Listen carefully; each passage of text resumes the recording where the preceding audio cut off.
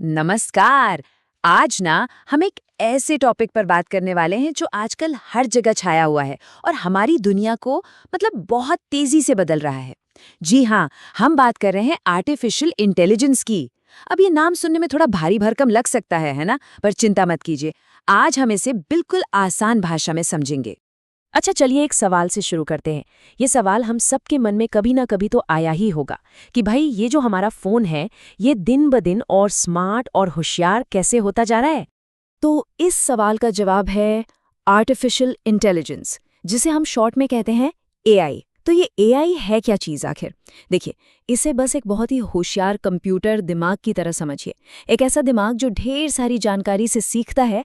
इस जानकारी को हम कहते हैं डेटा, और फिर जो कुछ भी वो सीखता है ना, उसी के बेसिस पर वो कोई फैसला लेता है या कोई काम करता है। और पता है सबसे मजेदार बात क्या है? ये कोई फ्यूचर की टेक्नोलॉजी नहीं है जिसके बारे में हम सोच रहे हैं। नहीं, ये तो यही है, इसी पल हमारे चारों तरफ। चलिए एक नजर डालते हैं कि ये हमारी रोज की जिंदगी का हिस्सा कैसे बन चुका है।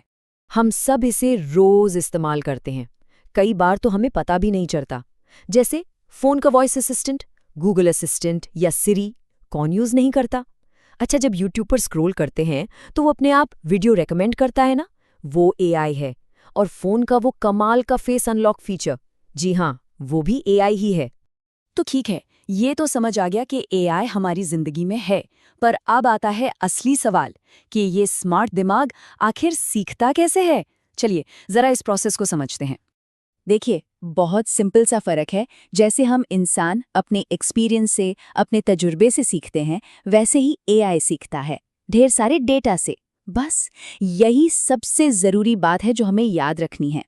ये सीखने का जो पूरा प्रोसेस है ना, इसको हम 3 बहुत ही आसान स्टेप्स में बांट सकते हैं। स्टेप नंबर 1, उसे बहुत सारा डेटा देना या कह लीजिए खिलाना। स्टेप नंबर 2, उस डेटा में से पैटर्न को समझना।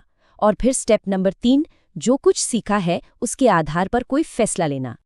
अब इसको और भी आसान बनाने के लिए चलिए एक मजेदार सा एग्जाम्पल लेते हैं। सोचिए हमें एक एआई को ये सिखाना है कि एक बिल्ली और एक कुत्ते में क्या फर्क होता है। तो हमारा पहला स्टेप क्या होगा?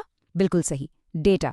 हम एआई को सबसे पहले हजारों लाखों बिल्लियों की तस्वीरें दिखाएंगे, और ठीक वैसे ही हम उसे हजारों लाखों कुत्तों की तस्वीरें भी दिखाएंगे। अब ये जो सारा डेटा है ना, तस्वीरों का ढेर, ये एआई के लिए उसकी पहली क्लास की किताबों जैसा है। अब आता है दूसरा और सबसे इंटरेस्टिंग स्टेप, सीखना। एआई क्या करता है, वो इन सारी तस्वीरों को बहुत ध्यान से देखता है, स्टडी करता है और उनमें पैटर्न ढूंढता है। जैसे कि अच्छा, बिल्ली के कान ज्यादातर नुकीले होते हैं, या फिर कुत्ते का चेहरा कैसा दिखता है। सीखने की इसी जादुई प्रक्रिया को हम कहते हैं मशीन लर्निंग। तो ठीक है, एआई को डेटा मिल गया, उसने पैटर्न से सीख भी लिया। अब बारी है आखिरी स्टेप की, यानी फैसला लेने की। तो अब सोचिए, अगर हम एआई को एक एकदम नई फोटो दिखाएं, ऐसी फोटो जो उसने आज तक कभी नहीं देखी, तो वो अपनी सीखी हुई बातों के आधार पर पूरे कॉन्फिडेंस के साथ ये फैसला ले सकता है कि हाँ, ये एक बिल्ली है, या नहीं, ये तो एक कुत्ता है। और बस हो गया काम, एआई ने अपना जादू चला दिया। चलिए इसी पूरी बात को ना एक छोटी सी कहानी की मदद से समझते हैं। इससे ये कॉन्सेप्ट दिमाग में एकदम पक्का हो जाएगा। तो कल्पना कीजिए एक स्मार्ट रोबोट की। जब वो शुरू करता है तो उसे कुछ भी नहीं पता, वो एक कोरे कागज की तरह है। अब एक टीचर आता है और उस रोबोट को बहुत सारी चीजें दिखाना शुरू करता है। वो उसे बिल्लियों की तस्वीरें दिखाता है और कहता है, देखो ये एक बिल्ली है। फिर वो कुत्तों की तस्वीरें दिखाता है और कहता है, और ये एक कुत्ता है। ये बिल्कुल वही स्टेप है जब हम एआई को डेटा देते हैं। अब धीरे धीरे बार बार ये सब देखने के बाद रोबोट खुद ब खुद फर्क समझना शुरू कर देता है।